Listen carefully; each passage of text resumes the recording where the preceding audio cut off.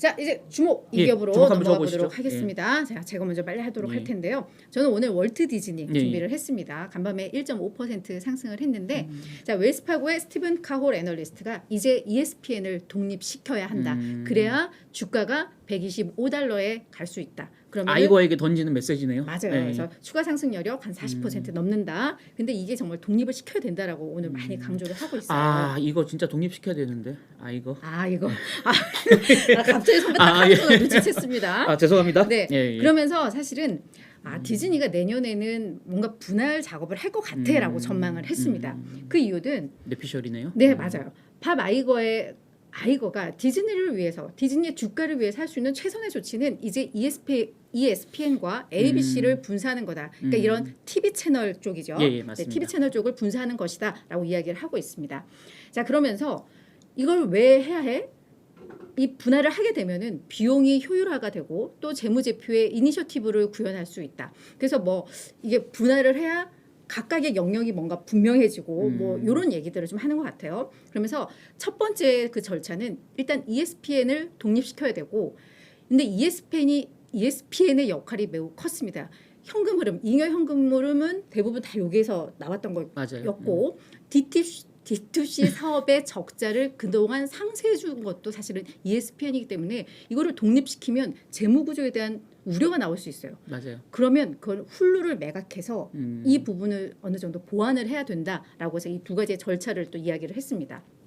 자, 왜 내년 분할이 시작될 것으로 예상을 하느냐? 이 아이거는 디즈니를 글로벌 프랜차이즈 IP 리더로 만든 인물이다.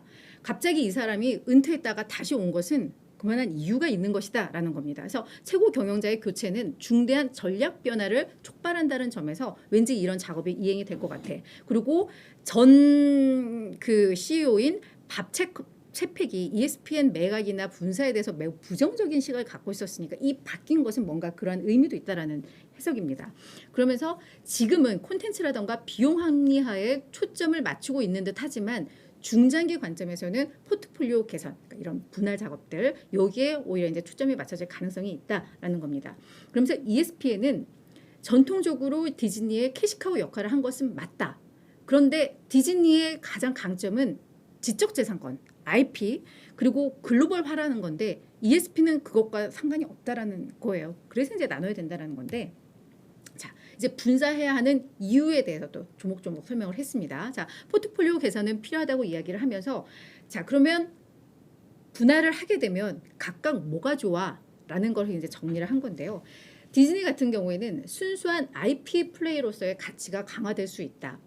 마블, 스타워즈, 픽사 등 이 지적재산권을 통해서 더 여러 가지 다양한 수익 창출을 할 수 있다는 거고요. 그러면서 지금 디즈니는 스포츠 프로그래밍과 관련해서 기본 콘텐츠도 없고 그리고 이 ESPN 안방극장에서나 보는 그 스포츠 채널을 가지고 그 TV를 가지고 글로벌화하는 데는 한계가 있기 때문에 얘는 날려서 그냥 IP 쪽으로 강화하는 게 오히려 낫다라는 이야기고요. 그리고 현재 디즈니 플러스 등 그러니까 여기서 아까 ESPN은 ESPN 플러스는 얘기를 하는 게 아니라 그렇죠. 예. TV 채널 분사만 이야기를 하는 겁니다.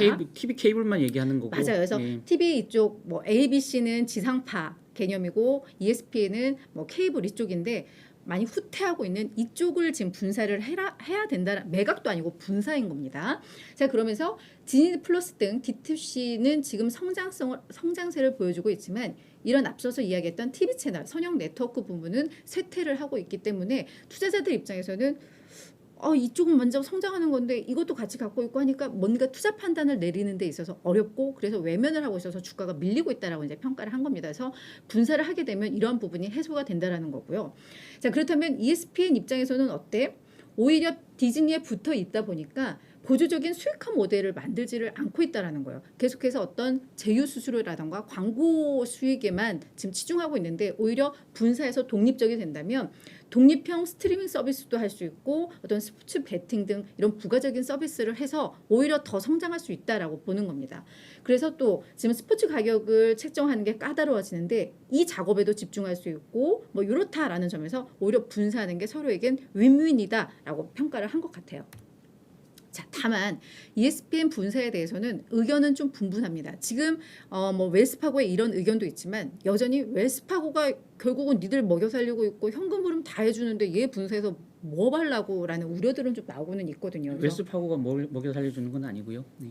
웰스파고의 ESPN. 의견처럼 예, 예. 웰스파고가 이야기했던 그렇게 얘기하셔가지고. 제가 막 지금 썩히고 있구나. 예, 예, 예. 네, 그래서 뭐 근데 의견들이 많이 다른 것 같아요. 달라요. 누구는 훌루를 빨리 다 갖고 와서 통합하라라는 의견도 있고 이 사람은 또 매각하라고 그러고 맞아요.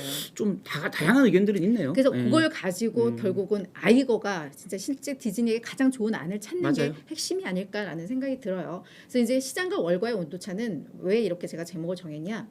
지금 디즈니는 올 들어서 44% 급락했습니다. 이게 연 하락폭 기준으로 1974년 이후에 최대 낙폭이거든요. 그러니까 시장에서는 뭔가 디즈니에 대해서 우려를 하고 있는데 여전히 월가 전문가들은 매수 의견이 82%, 평균 목표 주가도 약 120달러로 37%더 오를 거야라고는 이야기는 하고 있어요. 근데 시장에서는 뭔가 디즈니가 변화하기를 원하는 거는 또 맞는 것 같습니다. 맞아요. 그래서 진짜 이 아이거가 새롭게 투입이 돼서 구원투수로 와서 어떠한 전략을 펼치고 그게 시장에서 어떻게 먹히는지가 이제 앞으로 우리 투자자들이 봐야 하는 어떤 포인트가 아닐까라는 생각이 들어서 정리를 해봤습니다. 아이고 참 대단하신 분이지만 어깨가 머리가 무거울 지끈지끈할 것 같아요. 진짜 그럴 것 같아요. 예, 맞습니다.